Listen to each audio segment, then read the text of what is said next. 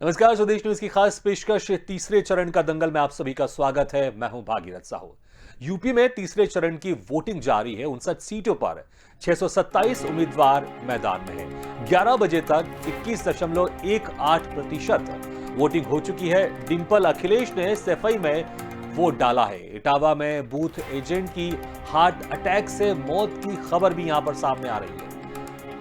तो वहीं अगर बात करें तो पंजाब में भी 117 सीटों पर मतदान जारी है। राज्य में अब तक 18% मतदान हुआ है। पोलिंग के बीच में डेरा सच्चा सौदा को लेकर सियासत, सीएम चन्नी ने बेअदबी का मुद्दा उठाया। उत्तर प्रदेश और पंजाब में दोनों राज्यों में चुनाव जारी है। उत्तर प्रदेश में तीसरे चरण का मतदान जारी है, तो वहीं पंजाब में एक साथ 117 सीटों पर आज मतदान वहां पर अभी चल रहा है। महोबा में 9 बजे तक 8.02% मतदान हो चुका है। तो वहीं कानपुर की बात करें तो 9 बजे तक 5.83% वहां पर मतदान हुआ। तो वहीं कानपुर की मेयर के खिलाफ भी मामला दर्ज कर लिया गया है, क्योंकि सोशल मीडिया में उन्होंने फोटो शेयर की थी मतदान के उसके बाद ही। इस खबरों पर ज्यादा जानकारी के लिए और चुनाव से संबंधित अपडेट को लेकर हमारे साथ जुड़ रहे हैं संवाददाता हमीरपुर से अमित मिश्रा। अमित, हमीरपुर की बात करें, वहां पर किस तरह का भी माहौल है चुनाव को लेकर? पोलिंग बूथ पर किस तरह की कितनी लंबी लाइनें वहां पर लगी हुई है? लोगों में किस तरह का उत्साह दिखाई दे रहा है? जी, मैं बिल्कुल बताना चाहूंगा। हमीरपुर जनपद में 2 विधानसभा है, 228 और 229 विधानसभा। यहाँ पर 8 लाख मतदाता हैं और 8 लाख मतदाता आज अपने मतदान करेंगे और सरकार बनाएंगे। जिसको लेके आज हमीरपुर जनपद के सुमेरपुर बूथ में मौजूद है गत्री विद्या मंदिर में। यहाँ पर देखने को यह मिल रहा है लगातार सबसे ज्यादा महिलाएं मतदान के लिए भाग ले रही हैं और कोविड-19 का भी पालन किया जा रहा है। मास्क वगैरह, सैनिटाइजर पूरी प्रशासन द्वारा पूरी व्यवस्था की गई है और लगातार जो है महिलाएं हैं जो मतदान के लिए आगे बढ़ रही हैं। पहले मतदान फिर जलपान, महिलाओं का कहना है। और सशक्तिकरण को लेकर, कानून व्यवस्था को लेकर महिलाओं का कहना है कि जो भी सरकारें इसके पहले रही वो कानून व्यवस्था नहीं रही, महिलाओं के सशक्तिकरण के लिए व्यवस्था नहीं रही, उनमें मान सम्मान की व्यवस्था नहीं रही। अब बड़ी बात तो यह है कि लगातार यहाँ पर वोटिंग करीब हमीरपुर जनपद में 23.1% मतदान हो चुके हैं और मतदान लगातार जारी है। जी बिल्कुल। अगर इस बार हम चुनाव आयोग की तरफ से बात करें, क्योंकि कोविड काल भी चल रहा है, हालांकि जो उसका असर है वो धीरे धीरे कम होते जा रहा है, तो चुनाव आयोग की तरफ से ज्यादा लोग मतदान स्थल तक आसानी से पहुंच सके और ज्यादा से ज्यादा लोग मत का प्रयोग करें, इसको लेकर चुनाव आयोग की तरफ से क्या कुछ तैयारी की जा रही थी इन दिनों? बिल्कुल, मैं बताना चाहूंगा चुनाव आयोग के द्वारा लगातार जागरूकता अभियान चलाया गया है मतदान के लिए और यहाँ पर सेल्फी पॉइंट भी प्रशासन द्वारा लगाए गए हैं और लगातार जो है देख रहे हैं मेरे पीछे लगातार महिलाएं और वोटर मतदान के लिए जा रहे हैं, जागरूक हैं और कोविड-19 का भी पालन किया जा रहा है। सभी लोग मास्क पहने हुए हैं और जो महिलाएं हैं वो बढ़ चढ़कर हिस्सा ले रही हैं और जो पहली वोटर हैं युवा लड़कियां वो भी लगातार मतदान करने के लिए जागरूक हैं और मेरे पीछे आप देख रहे होंगे लगातार लाइन बूथों में लाइन लगी। 971 बूथों में यहाँ पर मतदान किया जा रहा है और करीब आज 10 मार्च को फैसला होगा कि कौन सत्ता में राज करेगा। जी जी अमित, अगर हम हमीरपुर की बात करें तो कौन कौन से वहां पर नेता चुनावी मैदान में हो और किन पार्टियों के बीच में वहां पर टक्कर है? जी, मैं बिल्कुल बताना चाहूंगा। यहाँ पर लगातार भाजपा और सपा, समाजवादी पार्टी और बसपा और कांग्रेस मैदान में उतरे हैं। यहाँ पर माहौल ये क्रिएट हो रहा है, यहाँ पर देखने भाजपा और समाजवादी पार्टी में घमासान युद्ध है। अमित, पिछले बार हमीरपुर में ये जो सीट थी किसके खाते में आई थी और क्या कुछ मत प्रतिशत रहा है? कितने का जो फासला था जीत हार का वो रहा है और इस बार किस तरह की कांटे की टक्कर वहां पर दिखाई दे रही है? जी, मैं बिल्कुल बताना चाहूंगा। जो पिछली बार 2017 में ये हमीरपुर की दोनों विधानसभा की सीटें वो भाजपा के खाते में गई थी। करीब 60-65% के बीच में मतदान हुआ था, लेकिन जो इस बार की हालात है, जो इस बार महिलाओं का बढ़ चढ़ के हिस्सा लेने का है, लेकिन लगभग अंदाजा ये लगाया जा सकता है कि इस बार जो वोटिंग परसेंटेज है वो करीब 70 के अप्रॉक्स पहुंचेगा। तो पिछले बार के मुकाबले इस बार उम्मीद ज्यादा की जा रही है कि यहाँ पर जो मत प्रतिशत है वो ज्यादा पहुंचेगा। अमित, अगर वहां पर अभी हम चुनावी मुद्दों की बात करें हमीरपुर में, तो कौन कौन से वो ऐसे मुद्दे हैं जिसको लेकर जो मतदाता हैं उनके ऊपर उसका असर पड़ रहा है, और जब वो अपना मतदान का उपयोग करने जा रहे हैं मतस्थल पर तो वो ध्यान में रखेंगे? कौन कौन से मुद्दे इस बार वहां पर ज्यादा गर्म दिखाई दे रहे हैं? जी मैं बिल्कुल बताना चाहूंगा। बुंदेलखंड में 19 सीटें, 19 सीटों में पिछली बार 2017 में 19 सीटें भाजपा के खाते में गई थी, लेकिन इस बार जो चुनावी रण है लोग जागरूक हो गए हैं। वो मुद्दे जो विकास के मुद्दे हैं, शिक्षा के मुद्दे हैं और नारी सशक्तिकरण के मुद्दे हैं, लोग जागरूक हो गए हैं। वोटिंग करने से पहले उनके मन में यह जरूर कहीं ना कहीं सवाल उठता है विकास को लेके, शिक्षा को लेके। और यहाँ पर अभी हमीरपुर विधानसभा की राड विधानसभा में लोगों ने बैनर लगा के ये रखा हुआ कि सड़क नहीं तो वोट नहीं। और हमीरपुर में लगातार 2 बूथों में मशीनें खराब चल रही हैं और लगातार प्रशासन द्वारा दूसरी मशीनों की व्यवस्था की जा रही है। जी जी अमित, आप हमारे साथ बने रहेगा, हम लगातार अपडेट लेते रहेंगे वहां पर कि किस तरह से चुनाव में लोग वहां पर भाग ले रहे हैं। हम लगातार आपसे बात करते रहेंगे। इस वक्त हमारे साथ झांसी से जुड़ गए हैं हमारे संवाददाता एमएच अंसारी। एमएच अंसारी, वहां पर अभी कैसा माहौल आप देख पा रहे हैं चुनाव को लेकर? वहां पर किस तरह से लोगों की लाइनें दिखाई दे रही है आपको मतदान स्थल पर? जी मैं आपको बता दूं कि जैसा कि आपको मालूम है, बिना यूपी के 16 जिलों में 59 सीटों पर विधानसभा चुनाव का मतदान जारी है। और इसी क्रम में अपन बात करते हैं कि किस तरीके की मतदाता चल रही है। तो मैं इस बारे में आपको बता दूं कि यहाँ पे बिल्कुल शांतिपूर्वक यहाँ पे मतदान चल रहे हैं। किसी भी तरह की कोई गड़बड़ी नहीं देखी जा रही है। यहाँ पर झांसी में किस बात करें कि झांसी विधानसभा की, तो झांसी विधानसभा में 4 सीटें हैं जिसको लेकर प्रशासन भी काफी अलर्ट दिखाई दे रहा है। जी बिल्कुल। एमएच अंसारी, आपके पास वापस लौटेंगे हम। कानपुर से भी हमारी संवाददाता जेबा खान जुड़ चुकी हैं। जेबा, अभी वहां पर किस तरह का माहौल दिखाई दे रहा है चुनाव को लेकर? लोगों में किस तरह का उत्साह, एक्साइटमेंट है? बात करें तो 10 विधानसभा सीटें हैं, लगातार लोगों में उत्साह है। अभी 11 बजे तक जो है 16.27% तक मतदान हुआ है। जी, झांसी में भी आप वहां पर किस तरह से कतारें देख पा रहे हैं मतदान स्थल पर? लोगों की, महिलाओं या पुरुष, किनकी ज्यादा आपको लाइनें दिख रही है वहां पर? देखिए, कानपुर की बात करें तो कानपुर की जनता मतदान को लेकर हमेशा से जागरूक रही है और जो यहाँ के अधिकारी हैं वो भी हमेशा मोटिवेट करते रहे मतदान को लेकर। प्रत्याशी तो करते ही अपने चुनावी मैदान में होने के साथ साथ, लेकिन जो जनता है वो मतदान को लेकर बहुत ज्यादा जागरूक है। और लगातार यहाँ पर जो भी मत के लिए है डालने के लिए लोग, वो पूरी तरीके से पहुंच रहे हैं मतदान केंद्रों पर। जी भाई, एक और बड़ी खबर है कि वहां की जो मेयर, उनके खिलाफ केस दर्ज हो गया, तो बताएं क्या था पूरा मामला?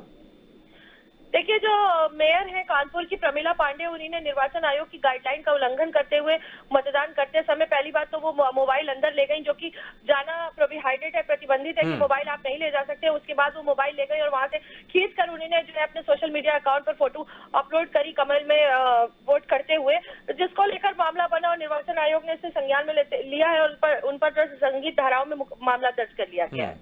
जी जेब, आप हमारे साथ बने रहेगा, लगातार हम आपसे अपडेट लेते रहेंगे। एमएच अंसारी, झांसी की बात करें, झांसी में अभी वहां पर कौन कौन सी पार्टी वहां पर टक्कर में दिखाई दे रही है? हालांकि बसपा, सपा और सपा, इन तीनों की एक तरह से कांग्रेस, ये 3-4 पार्टियां हैं जिनकी टक्कर है वहां पर, लेकिन कौन सी ऐसी प्रमुख 2 पार्टियां जिनकी आपस में टक्कर है? क्या वहां पर भी भाजपा और सपा कांटे की टक्कर दिखाई दे रही है? यहाँ से पहले मैंने झांसी की जनता से बात करी है, तो झांसी का जनता का कहना है कि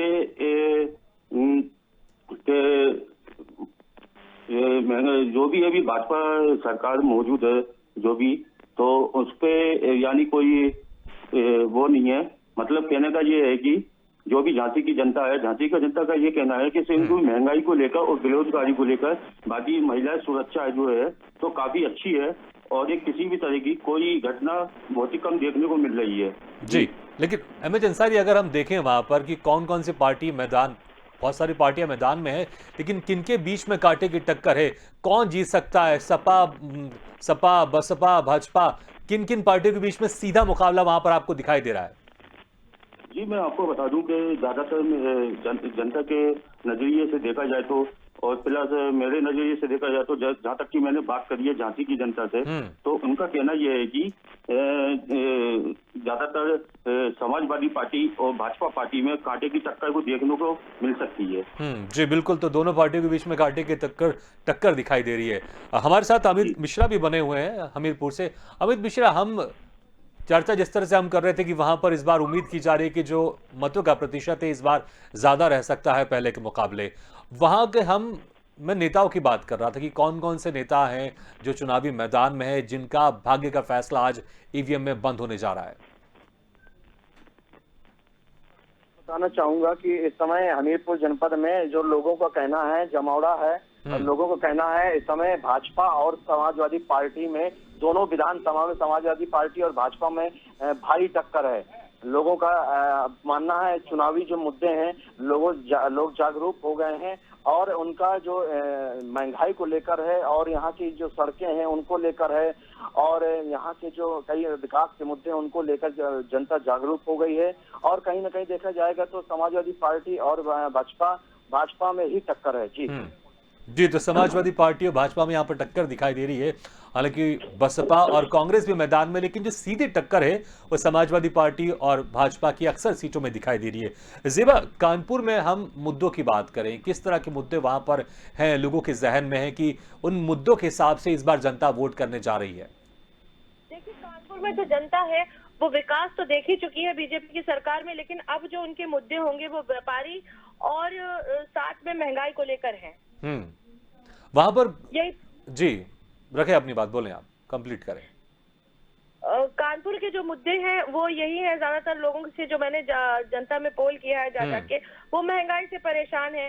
इसके अलावा जो विकास कहीं पर अधूरा रह गया है उसको लेकर परेशान है, जैसे कि कहीं कहीं जगह पर सड़कें किसी विधानसभा में नहीं सही है, वहां पे स्थानीय नागरिक परेशान है। और जो महंगाई है, मुख्य मुद्दा जो है वो व्यापारी और महंगाई को लेकर ही वहां की जनता परेशान है। कांटे की टक्कर किस में दिखाई दे रही वहां पर? क्या वहां पर भी सपा और बीजेपी की सीधी टक्कर दिखाई दे रही कानपुर में? जी बिल्कुल, कानपुर की 10 विधानसभा सीटों में 2017 की बात करें तो 60 विधानसभा सीटों पर बीजेपी का कब्जा हुआ था, जबकि इस बार जो है वो कांग्रेस और सपा की, बीजेपी और सपा की जो टक्कर है वो बराबर की दिखाई पड़ रही है। जी, और कौन कौन से पार्टी के जो नेता हैं, दोनों पार्टियों के जो नेता हैं जो इस बार मैदान में है, जो प्रत्याशी बनाए जिनको बीजेपी, सपा और बसपा और कांग्रेस ने, कौन कौन से ऐसे नेता है? बीजेपी के सबसे कद्दावर जो प्रत्याशी कैबिनेट मंत्री हैं वो सतीश महाना भी हैं, जो 35 सालों से लगातार 7 बार विधायक रहे हैं, जो कानपुर में कमल खिला रहे हैं। इसके अलावा सपा की हम बात करते हैं, सपा से इरफान सोलंकी है और सुहेल हैं जो कांग्रेस से है, हसन रूमी है। इस तरह के मजबूत प्रत्याशी जो है वो सपा और बीजेपी ने उतारे हैं। जी बिल्कुल, तो कांटे की टक्कर वहां पर भी सीधे दिखाई दे रही है और आज उनके भाग्य का फैसला हो रहा है। जनता जा रही है और ईवीएम में अपना मत का उपयोग कर रही है। अब देखना होगा कि जब फैसला आएगा तो कौन किसके पक्ष में ये फैसला जाएगा और कौन जीत की बाजी मारेगा। एमएच अंसारी भी बने हुए लगातार संवाददाता हमारे झांसी से। एमएच अंसारी, हम झांसी की हम बात करें, वहां पर किस तरह का जातीय समीकरण या किस तरह का धार्मिक समीकरण वहां पर इस बार दिखाई दे रहा है? मैं आपको बता दूं कि जो भाजपा के जो अभी जो वर्तमान में विधायक है, पिछले 10 सालों से वो लगातार विधायक की कुर्सी पर बैठे हुए हैं और इस बार भी भाजपा पार्टी ने उनको फिर से एक बार भरोसा करके उनको टिकट दिया है। जी, हम वहां की बात करें, जी हम वहां की बात करें जातीय समीकरण की या हम धार्मिक समीकरण की, क्या अक्सर जो पार्टी होती है वो इस तरह को लेकर एक रणनीति अपनी तैयार करती है कि जातियों को साधा जाए और धर्म के हिसाब से टिकट दिया जाए या धर्म के हिसाब से एक रणनीति बनाई जाए? खासकर क्योंकि कितना भी कोई पार्टी मना कर दे, लेकिन ये तो सत्य है, आखिरकार जो भी पार्टी होती है वो इसी के हिसाब से अपनी रणनीति बनाती है, इसी के हिसाब से अपनी रणनीति तय करती है।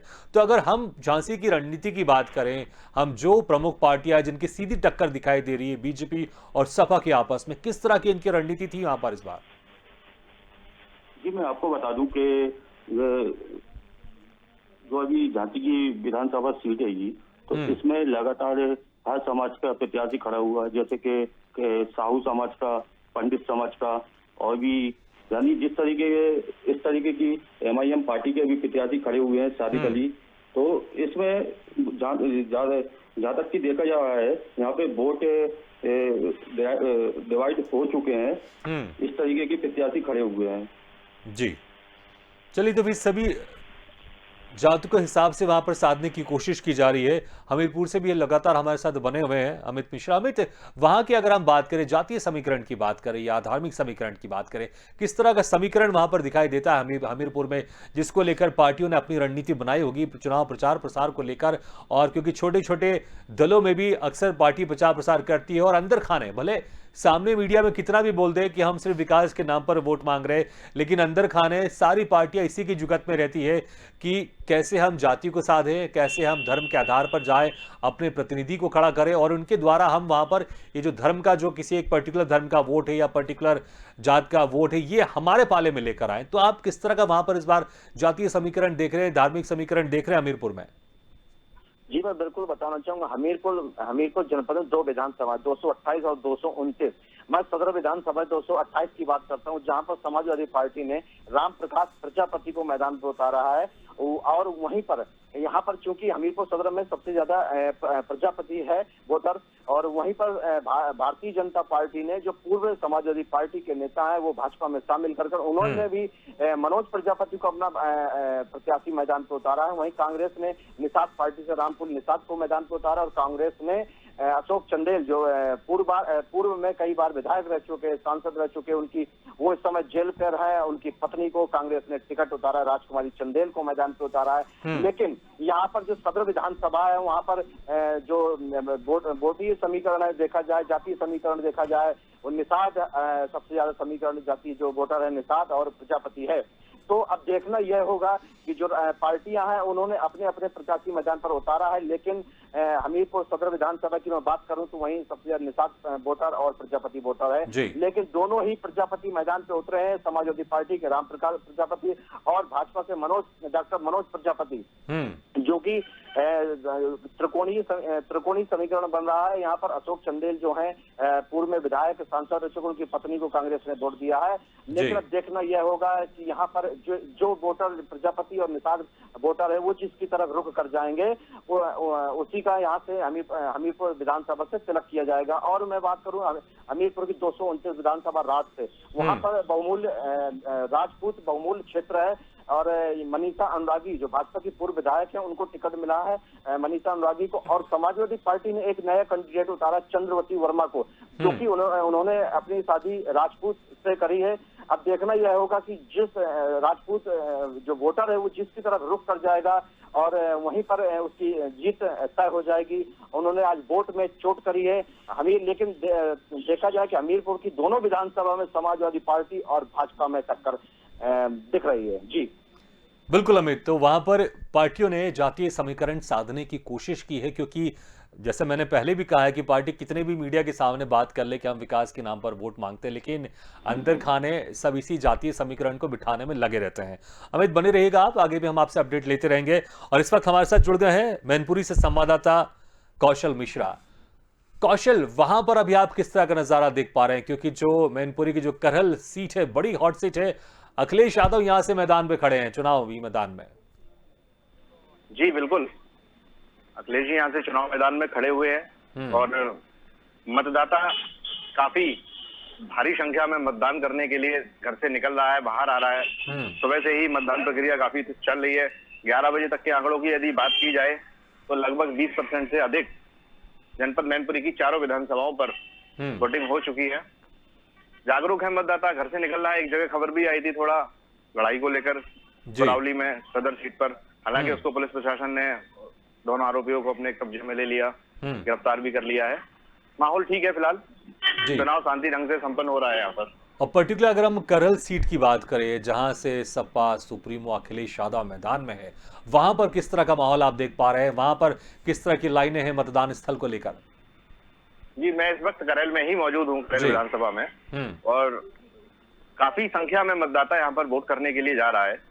लाइनें लगी हुई है, काफी लंबी लगी हुई है, इंतजार भी कर रहे हैं लोग बाहर। मतदान अच्छे से चल रहा है यहाँ पर, शांति ढंग से चल रहा है। कहीं भी कोई अभी तक कुछ किसी भी प्रकार की उपद्रव को लेकर कोई खबर नहीं आई है, ना ही कहीं से सुनने को मिला है। अच्छा, करेल विधानसभा में। बहुत ही हॉट सीट रही बीच में जो बीजेपी के प्रत्याशी थे बघेल, उनके ऊपर, उनके काफिले पर हमला भी हुआ था, जिसके बाद उनकी सुरक्षा बढ़ा दी गई थी, क्योंकि वो अखिलेश यादव के सामने भी मैदान में खड़े हुए हैं, चुनावी मैदान में। तो अभी वहां पर सुरक्षा की अगर बात करें, क्या बाकी जगहों के मुकाबले यहाँ पर सुरक्षा आपको ज्यादा दिखाई दे रही है इस मैनपुरी की करहल सीट से? जी बिल्कुल, इस विधानसभा पर पुलिस प्रशासन अन्य विधानसभाओं की अपेक्षा भारी तादाद में पुलिस बल मौजूद है। यहाँ पर हमला भी हुआ था बीच में, उसके बाद में उनकी सुरक्षा भी बढ़ा दी गई एसपी सिंह बघेल की, क्योंकि काफी पूरे उत्तर प्रदेश की बात की जाए कि हॉट सीट है करेल। यहाँ पर सभी दिग्गजों ने अपने अपने रैलियां की है, आकर संबोधित किया है, आकर जनता को लुभाया है, सबने अपनी अपील की है वोटिंग को लेकर। अब कौन किसका पाला आगे निकलता है, आने वाले वक्त में पता चल जाएगा बहुत जल्द। कौशल, वैसे ये ज्यादातर जो सीट है, ये पारंपरिक सीट रही है, सपा के खाते में अक्सर ये सीट जाती है, लेकिन इस बार बीजेपी पूरी जोर शोर से मैदान में कूदी है इस सीट को लेकर, इसलिए अपने केंद्रीय मंत्री बघेल को भी उन्होंने मैदान में उतार दिया है, और उसके बाद ये सीट और हॉट सीट मानी जा रही है। तो हम देखें दोनों का चुनाव प्रचार, क्योंकि अखिलेश यादव की जो पूरी जिम्मेदारी थी पूरे प्रदेश में थी, पूरे प्रदेश में घूम घूम कर वो चुनाव कर रहे थे। हालांकि अभी सिर्फ 3 चरण, आज तीसरे चरण का मतदान है, अभी 4 चरण और बाकी है। लेकिन जो बघेल थे, जो बीजेपी के उम्मीदवार थे, जो केंद्रीय मंत्री हैं, उनके पास सिर्फ एक ये सीट थी, पूरा फोकस उनका इसी सीट पर था। तो अगर हम दोनों की चुनाव प्रक्रिया को लेकर हम बात करें, दोनों ने किस तरह से यहां पर चुनाव प्रसार किया? बिल्कुल सही कहा है आपने। करेल सीट जो है, करेल क्या बल्कि पूरे जनपद की अगर बात की जाए तो समाजवादी पार्टी का गढ़ तो हमेशा से रहा ही है, और उसमें से करेल सीट की बात की जाए, क्योंकि यहाँ पर यादव वोटर काफी अधिक संख्या में है, जिस कारण अखिलेश यहाँ से स्वयं आए, उन्होंने चुनाव भी लड़ा। एंड टाइम पर भारतीय जनता पार्टी ने भी अपना प्रत्याशी उतारा। जिस समय नामांकन करने आए थे यहाँ पर अखिलेश यादव, तो उन्होंने कहा था कि मैं अब करेल सीट पर नहीं आऊंगा, क्योंकि यहाँ की जनता ने मुझे बुलाया है और वो मुझे जिताएगी। ठीक। जैसे ही भारतीय जनता पार्टी ने अपना प्रत्याशी उतारा, उसके बाद से अखिलेश यादव भी यहाँ पर उन्होंने जनपद मैनपुरी में 7 सभाएं की अपनी। तो कहीं ना कहीं चिंता तो है बघेल के आने के बाद में, क्योंकि बघेल वोटर भी यहाँ पर काफी अच्छा खासा है करेल विधानसभा में। हाँ, तो वो जो चिंता तो है यहाँ पर समाजवादी पार्टी के राष्ट्रीय अध्यक्ष को भी, क्योंकि जैसा आपने कहा कि नामांकन करते वक्त जिस तरह से उन्होंने कहा था कि अब मैं नहीं आऊंगा, मतलब वो पूरी तरह से आश्वस्त थे। लेकिन जैसे बीजेपी ने केंद्रीय मंत्री बघेल को उतारा मैदान में, उसके बाद इनको लगा अखिलेश यादव को कि समस्याएं हो सकती है अगर मैंने चुनाव प्रचार नहीं किया, इसलिए फिर आपने कहा कि 7 बार यहां पर वो आ चुके हैं, जनसभाएं कर चुके हैं। माहौल किस तरह का आप देख रहे हैं? मुद्दे वहां पर क्या है? क्या वहां पर मुद्दे क्षीण हो गए हैं? कोई किसी तरह का मुद्दा नहीं है, बस बीजेपी और सपा दिखाई दे रहा कि कुछ मुद्दे हैं, जिस मुद्दे के ऊपर जनता वहां पर वोट करेगी?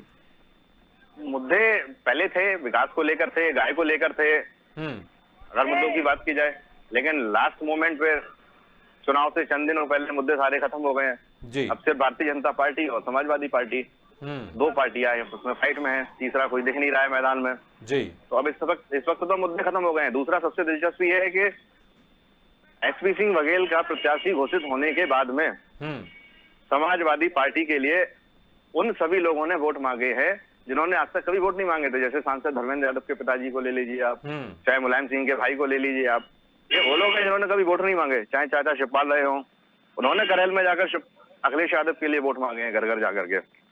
तो चिंता तो कहीं ना कहीं है मन में। चिंता तो है, कांटे की टक्कर हो गई। जो सीट पहले समाजवादी पार्टी को, अखिलेश यादव को लग रहा था कि बहुत आसानी से निकाल सकते हैं, हो सकता है चुनाव परिणाम आने के बाद जो जीत का फासला है वो अच्छा खासा हो किसी भी पार्टी का, वो हमें नहीं पता कि कौन सी पार्टी जीतने वाली है, लेकिन जो फासला पहले या एक तरफा लग रहा था कि एक तरफा ये सीट जाने वाली है सपा के खाते में, लेकिन जैसे केंद्रीय मंत्री को उम्मीदवार बनाया बीजेपी ने एसपी बघेल को, उसके बाद से यहां पर मामला थोड़ा सा कांटे की टक्कर दिखाई दे रही है। यही वजह है कि अखिलेश यादव ने, जो पहले नामांकन के समय उन्होंने कहा था कि अब यहां पर अब वो दोबारा अभी नहीं आएंगे चुनाव प्रचार को लेकर, वो 7 बार आ चुके हैं। और ऐसे कई मंत्री और ऐसे कद्दावर नेता जिन्होंने कभी यहां पर इस तरह का प्रचार प्रसार नहीं किया, वो भी यहां पर प्रचार प्रसार करते हुए दिखाई दे रहे हैं। तो तीसरे चरण का दंगल लगातार जारी है, लगातार मतदाता जा रहे हैं और मतदान में जाके अपना मत का प्रयोग कर रहे हैं। सभी हमारे संवाददाताओं का मैं शुक्रिया अदा करता हूं कि आपने जानकारी दी। लगातार हम आपसे आगे भी अपडेट लेते रहेंगे। तो तीसरे चरण का दंगल लगातार जारी है। ईवीएम में प्रत्याशियों के आज भविष्य का फैसला होने वाला है और 59 सीटों पर यह मतदान जारी है। अभी 4 चरण और बाकी हैं, लेकिन तीसरे चरण में जो सबसे हॉट सीट है वो है अखिलेश यादव की करहल, क्योंकि वो यहां से खुद खड़े हैं। और जब बीजेपी ने अपना उम्मीदवार उतारा है बघेल, क्योंकि बघेल समाज यहां पर अत्यधिक मात्रा में है, उनकी संख्या अच्छी खासी है। उसके बाद से अखिलेश यादव ने भी यहां पर जनसभाएं की हैं अच्छी खासी, जो कि उन्होंने पहले मना कर दिया था। तो तीसरे चरण का दंगल में हमारी इस खास पेशकश में फिलहाल इतना है, लेकिन खबरों का सिलसिला लगातार जारी। आप देखते रहिए स्वदेश न्यूज, सबसे पहले देश।